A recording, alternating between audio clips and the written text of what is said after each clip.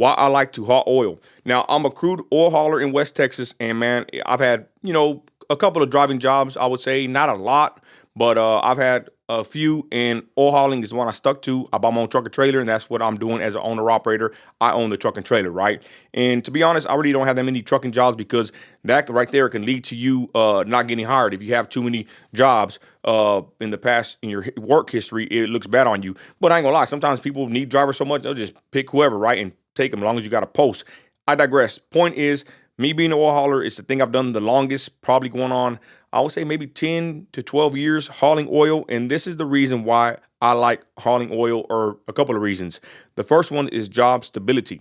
Now, in the oil field, you have pre-production, production, post-production. Basically, it's like I don't say a cycle, but it's a start and end, right? You have oil field related people that supply parts, products, and services to the oil field, and then you have the oil field slash truckers and whatever that work in the oil field. There's a whole debate on what's oil field and what's not. Do you got to be on location? Do you have to be actually touch oil? I just say if it's oil field related, it's oil field. If you live in West Texas, you're in the oil field, baby. Welcome, and let's go. So, anyways, like I said, there is like a basic, how do I say it? A timeline, right?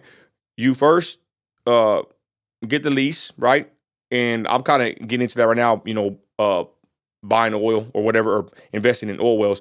So you get the lease, whatever, you get the permits, or you sign on to lease the property, and then you get your contract ready, and you get the rig, and you get the contract to drill the well, and then you hopefully produce enough oil out of that well. It's not dry, and you get oil and water at the end, and you haul it off, right? Or it goes to the pipeline. That's kind of basically how it works. So in a nutshell, I'm giving a quick explanation. I say it to say this. That's the stages basically of an oil well or a location slash lease. So in between all that is jobs that are in all that, right? And I've been kind of in all of it.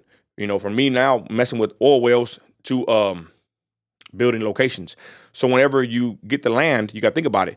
Usually, for the most part, right now there's oil everywhere and there's leases everywhere, but usually it's an empty pasture, right, or empty field, and they go in there and they get the rights to that lease, and they start building roads and locations to put the drilling rig, right, to drill the well.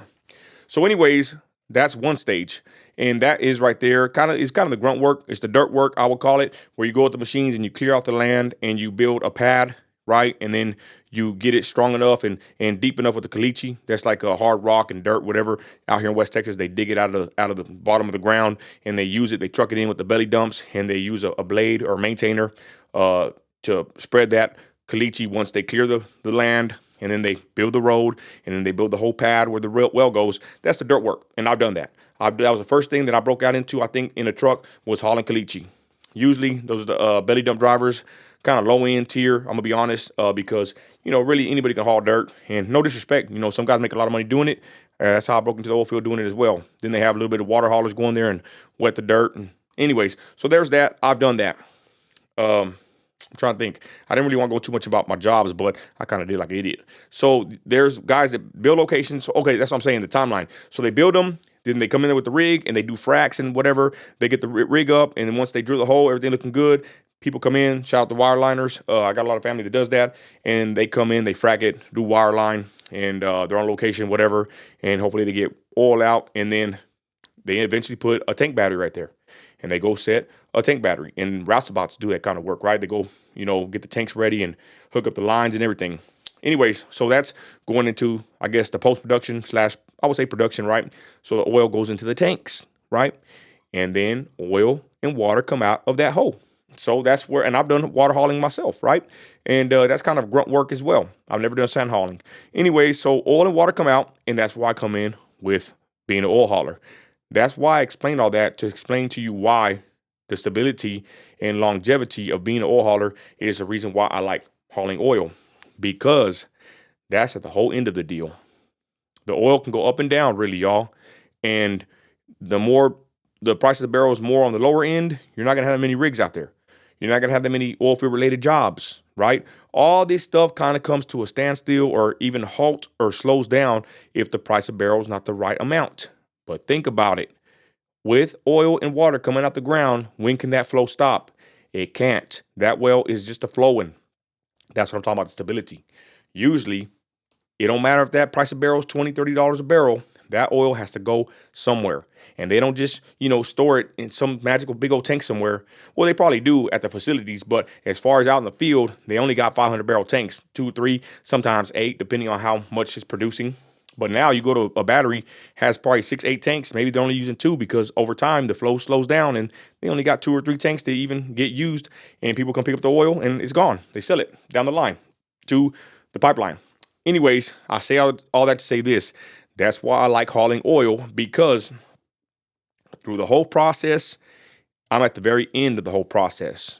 And usually, no matter what the price of the barrel is, that oil has to be hauled. And that right there has kept me in business and kept me trucking, hauling oil.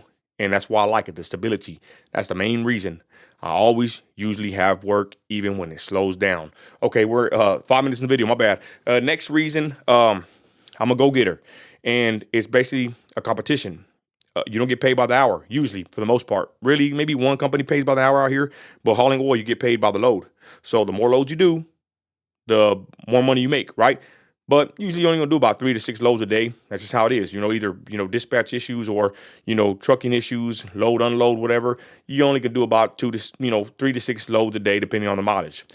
Anyways, like I said, I like it because it's basically competitive. It's right up my alley. It's like you're a kind of a hotshot driver. You know what I'm saying? You go pick up your load. You don't try to waste no time. You haul it safely and efficiently. Take it from point A to point B, tanks to the offload, and go get you another one, right? And for the most part, you're alone. So it's competitive as far as, it's commission-based, should I say, besides competitive. I should have used the word commission-based because that really entails everything. Commission-based. You start when you want. You get your dispatch the day before. I work a 5-2, 5-3 schedule. So I know when I got my 5 days coming up, the night before, about 6 o'clock, 5 o'clock, even 4:30 in the afternoon, the day before, I get my loads and I know where I'm going. That right there means a lot. How many truckers hate to not know where they're going the next day? Not me. I get my loads the day before. I get my rest. I know how much sleep I need, what time I need to wake up. I wake up 2 in the morning and I go haul my loads. I don't got to call nobody for the most part. Every now and then there's exceptions, but usually I don't have to call nobody. I don't talk to no buddies. I don't talk to no dispatch. I don't got to talk to nobody. I can go a whole damn month without talking to dispatch, even though it usually don't happen like that. I'm just saying, I'm independent, commission-based. I'm not playing games. I'm not stopping at the truck stop. I get my loads, I go haul them, and I go home. And I can come in whenever really I want. Some companies have time schedules. When I got leased on, I told them, I can start whenever I want. Yes, you can. Boom. You got your man right here. So first, stability. Second is commission-based / it's competitive. It's just right up my alley. I'm a wound up guy and I like to go get it and I like to, hustle and I like to make money. And that's what I do. Third thing is it pays very well. A load of oil to haul it, even with these crappy rates. Someone did comment that we have crappy rates and I do agree we do. But we just, I'll leave the info. We got some good news the other day and I'll leave that alone. I don't want to say too much here. But anyways, it's looking up for everybody. I'll say it like that. Thank God Trump got elected. But it pays good. Okay. An oil hauler, me as a company driver, I was making like 120, 130 a year as a company driver. Full benefits, badass insurance, everything. 401k, profit sharing. I was working at Enterprise Products. That's probably one of the best outfits in the United States. And I was a truck driver for them. 120, 130, 6 years ago? Easily. Back then, you could make that kind of money and survive. Nowadays, you need more, but it pays good. As an owner-operator, you can make anywhere from $700 to $1,500 to $2,000 a day, depending on how hard you want to run. Usually for an oil hauler, a good day for us is really $1,000. If you can bring home $1,000 a day and sleep in your own house and be a local driver, that's all good. I talked to a guy today at the station, and we always talk about, should I leave? Who got some more work? What's the rates? We don't always chase the rate. We chase who is more stable for the most part, because you could leave somewhere else and you think they're stable, you think they got the best rate or whatever, and then they lose their loads, right? Or they lose the lease or the contract. So he was telling me, yeah, man, I'm happy with $1,000 a day. And this guy's been doing it for a long time. Shout out my buddy Mike over there, and I'll leave it at that. But he told me, 1,000, if you can make 1,000 a day, that what more do you want? So that's what an owner operator can make. That's probably decent money in 2025. Hopefully it gets better, but the pay's good. I've been able to buy me a brick house. I've been able to invest in different investments and opportunities, and it pays good. So first is stability. Second is commission-based. And third, it pays really good. Now, there's other reasons, of course, I can nitpick, but for the most part, that's my 3 reasons that I love being an oil hauler. I want to keep this video kind of short. I'll probably make a video why it sucks being an oil hauler, but for the most part, it's always a net positive on hauling oil. I love it. I recommend it. I really hate even doing these videos. I hate to give out the sauce, but I'm building the channel. And if you have enough courage to come out here and work, go for it. If not, just watch and learn. I'm out here, making them wheels turn and hauling that oil. And with that, I'm out of here, y'all. Let's go.